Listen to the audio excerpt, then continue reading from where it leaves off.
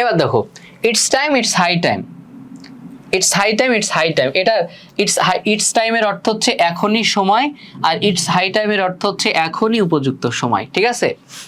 তাহলে it's time, it is high time দ্বারা কি অর্থ বোঝায়? এখনই সময় বা এখনই উপযুক্ত সময়, এরকম একটা অর্থ। অর্থাৎ কোন একটা কাজ তোমার অনেক আগেই করার কথা ছিল বা উচিত ছিল, কিন্তু তুমি কাজটা করোনি। এখন তুমি যদি কাজটা না করো তাহলে ওই কাজটা করার হয়তো সুযোগ পাবা না। এই অর্থে হচ্ছে আমাদের it's time, it is high time ব্যবহৃত হয়। ধরো আর কি, তোমরা এসএসসি পরীক্ষার্থী, সামনে পরীক্ষা দিবা। এখন তোমাদের ভিতরে ধরো এমন অনেকে আছে যারা সারা বছর তেমন পড়ালেখা করে নাই আর কি। তো এখন যদি সে পড়ালেখা না করে, ধরো আর 1 মাস মতো হাতে সময় আছে, এখন এই 1 মাস যদি সে পড়ালেখা না করে তাহলে কি সে আর ভালো রেজাল্ট করতে পারবে? কখনোই সম্ভব না। তাই আমি বললাম যে এখনই উপযুক্ত সময় তোমার পড়ালেখা করার, এরকম অর্থ। মানে পড়ালেখা আগেই করা উচিত ছিল, কিন্তু সময় এখনো শেষ হয়নি, হাতে কিছু সময় আছে, এখনই উপযুক্ত সময় তার পড়ালেখা করার। যদি এখন সে না করে তাহলে সামনে আর সময় পাবে না, শেষ, এরকম অর্থ, ঠিক আছে? It's high time, it's high টাইমের নিয়মটা একটু ভালো করে দেখো। ইটস টাইম, ইটস হাই টাইমের পরে দুইভাবে সেন্টেন্স কমপ্লিট করা যায়। একটা হচ্ছে যদি সাবজেক্ট থাকে, it's high time, it's high টাইমের পরে যদি তুমি দেখো বাক্যে সাবজেক্ট আছে, তাহলে তুমি ডিরেক্ট ভার্বের 2 নং ফর্ম বসাবা। আর যদি দেখো সাবজেক্ট নেই, তাহলে তুমি কি করবা? 2+ ভার্ব বসে সেন্টেন্সটা কমপ্লিট করবা। দুইভাবে করা যায়। অনেকে মাঝে মধ্যে জিজ্ঞেস করে গ্রুপে, যে ভাইয়া আমি তো পড়ছি সাবজেক্টের পরে V2। না ভাই, এই নিয়মটা আছে, এই নিয়মটা আছে। তুমি জানো না মানে কি এটা গ্রামার ভুল? না, তুমি জানো না মানে এমন না যে এটা নাই পৃথিবীতে, অবশ্যই আছে।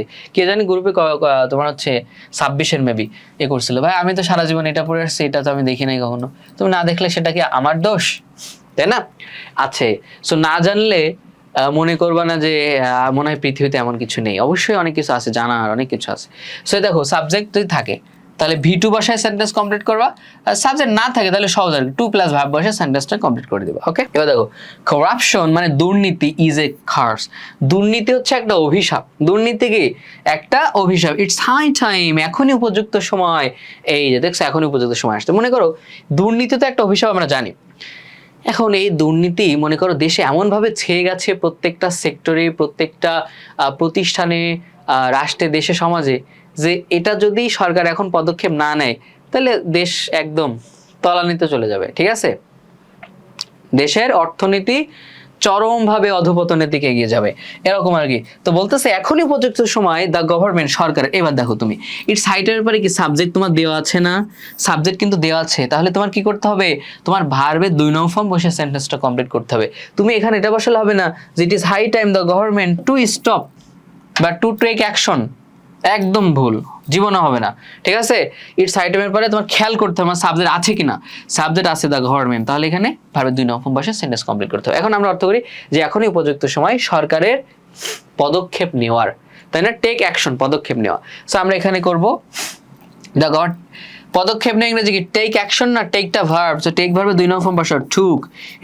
It's high time the government took action করাপশনের বিরুদ্ধে। So against, AGAINST, against it মানে করাপশন হয়ে গেল। Corruption is a curse, it's high time the government took action against it. বা টুক প্রপার অ্যাকশন দিতে পারো, টুক প্রপার অ্যাকশন হবে, সমস্যা নেই, এটা দিলে হচ্ছে।